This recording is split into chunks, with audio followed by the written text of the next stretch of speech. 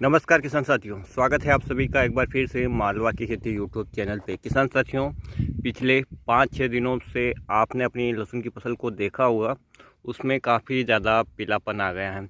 इसका जो मुख्य रीज़न है किसान साथियों, वो मौसम रहा है। आपकी कोई गलती नहीं, आपने सही तरीके से केयर किया है, लेकिन मौसमी तनाव का इफेक्ट फसल पे पड़ता ही पड़ता है। पहले बादल रहे, बादल के बाद अब जो कोहरा छा रहा है किसान साथियों, दोपहर तक कोहरा रहता है, सूर्य का प्रकाश भी सही तरीके से नहीं निकल रहा है। पौधे की जो किसान साथियों प्रकाश संश्लेषण की क्रिया होती है वो सही तरीके से जनरेट नहीं हो पा रही हैं।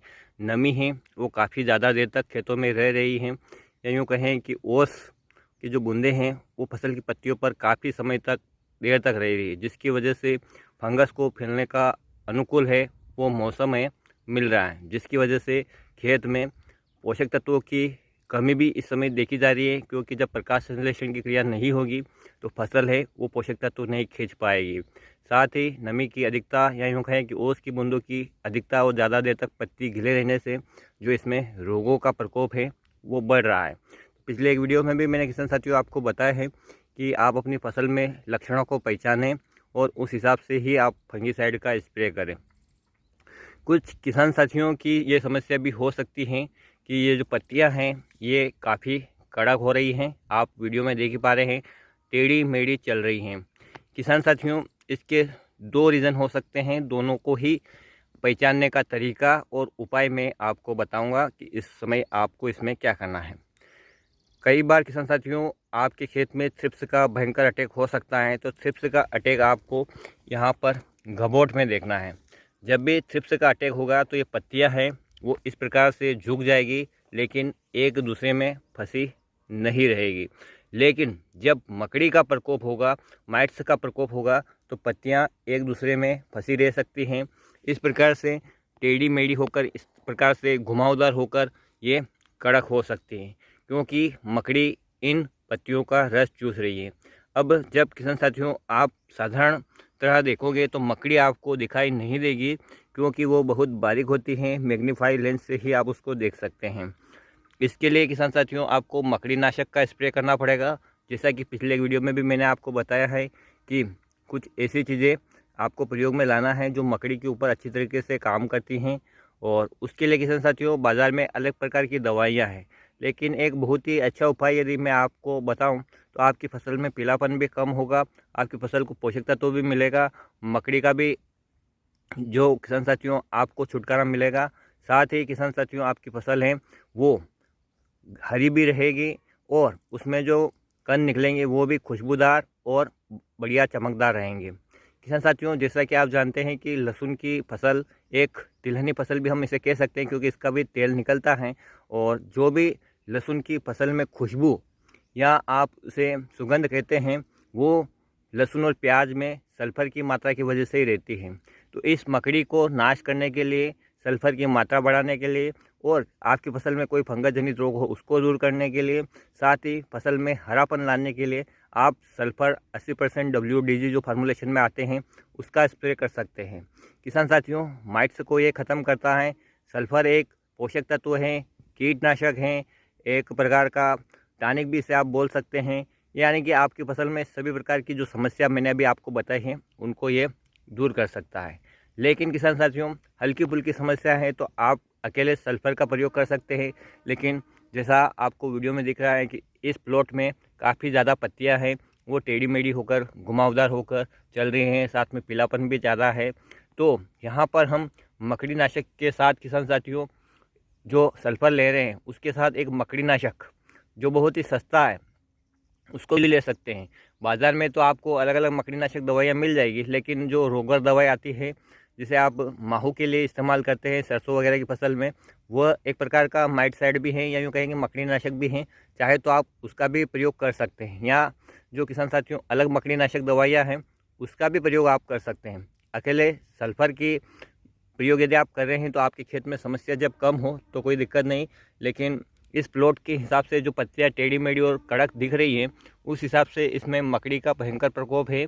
साथ ही किसान साथियों मौसम का भी स्ट्रेस अभी फसल झेल रही है, जिसकी वजह से आपको काफ़ी ज़्यादा पीलापन भी फसल में दिख रहा है। पत्तियां कहीं कहीं पर चिपकी हुई हैं, लेकिन पत्तियां जो बंट खा रही हैं, घूम रही हैं, ये पूर्णतः मकड़ी के लक्षण दिख रहे हैं। तो यहाँ पर हम सल्फर 80% आता है किसान साथियों, उसका प्रयोग करें तो 3 ग्राम प्रति लीटर के हिसाब से उसका प्रयोग आप कर सकते हैं। उसके साथ जो भी मकड़ी नाशक आप दवाई डालना चाहते हैं डाल सकते हैं, और प्रकोप कम है तो अकेला आप सल्फर का भी प्रयोग कर सकते हैं। क्योंकि थ्रिप्स में किसान साथियों आपने देखा होगा कि पत्तियां केवल नीचे झुकी रहती हैं, जो घबोट की पत्तियां आती हैं वो सफ़ेद हो जाती हैं, लेकिन यहाँ पर पत्ती सफ़ेद जैसा कुछ नहीं दिख रहा है। साथ ही किसान साथियों इसमें पत्तियां हैं घुमावदार हो रही, बंट खा रही हैं, एक प्रकार से पत्तियों में कड़कपन है, जिसकी वजह से इसका जो रस है वो मकड़ी चूस रही है, जिसकी वजह से इसमें कड़कपन आ गया है और पत्तियां किसी किसी पौधे की सही तरीके से खुल नहीं रही हैं। तो पूर्णतः लक्षण मकड़ी के दिख रहे हैं, तो मकड़ी नाशक दवाइयों का प्रयोग आप करें। और पौधे को इस समय किसान साथियों जो न्यूट्रिशन उपलब्ध नहीं हो पा रहे हैं, भले ही आपने खेत में सभी खाद डाले, लेकिन जो मौसमी तनाव है, प्रकाश संश्लेषण की क्रिया जो सही तरीके से नहीं हो पा रही है, इस स्थिति में आपको स्प्रे के रूप में इसे पोषक तत्व भी देने हैं। अपनी फसल की कंडीशन के हिसाब से इसमें आप NPK जो वाटर सोल्यूबल फर्टिलाइज़र आते हैं उनका प्रयोग करें। जैसे आपकी फसल 60 दिन से कम की अवस्था की है तो आप NPK 19-19-19 का प्रयोग करें, 18-18, 20-20 जो बैलेंस रूप में है। इसके बाद की अवस्था है 90-100 दिन की तक की अवस्था है, 60 दिन से लेकर तो आप 052-34 का प्रयोग करें, या जो अन्य फास्फोरस युक्त और पोटास युक्त जो कंपनियां अलग अलग रेशियो में बना रही है उसका प्रयोग करें। इससे आगे की अवस्था की बात करें, 100+ दिन की आपकी फसल हो चुकी है तो वहाँ पर आप 0050 या पोटास या लिक्विड पोटास या जो भी इस प्रकार की दवाइयाँ या वाटर सोल्यूबल फर्टिलाइज़र हैं उनका प्रयोग करें। साथ ही किसान साथियों सभी कंडीशन में आपको, चाहे आपकी फसल वेजिटेटिव ग्रोथ पे हो, कंद बनने की प्रोसेस या कंद पकने की अवस्था में है, तो आपको यहाँ मिक्स माइक्रोन्यूट्रेंट का भी स्प्रे लेना है, जिससे कि आपकी जो दवाइयों के रिजल्ट है वो आपको पूरे मिले। क्योंकि जब फसल स्ट्रेस में नहीं रहेगी, उसे पोषक तत्व मिलेंगे तो वो रोगों से लड़ने में प्रतिरोधक क्षमता भी बनाए रखेगी और आपकी फसल है वो रिकवर होने में पूरी मदद होगी।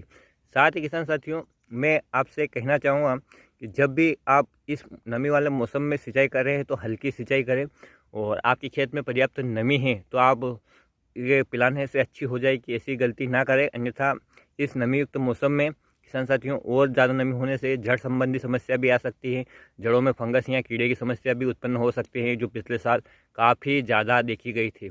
एक बार जब वो कीड़े खेत में लग जाते हैं तो फिर आसानी से फसल है वो रिकवर नहीं होती हैं। तो नमी बराबर मेंटेन बनाए रखें, जिससे कि फसल में जड़ सड़न संबंधी बीमारी ना हो। हल्के फुल्के कई आपको लक्षण दिख रहे हैं तो जब भी सिंचाई करें तो एक अच्छा सा फंगीसाइड और कीटनाशक ज़मीन में ज़रूर चलाएं, जिससे कि किसान साथियों फसल की जड़ों की रक्षा हो।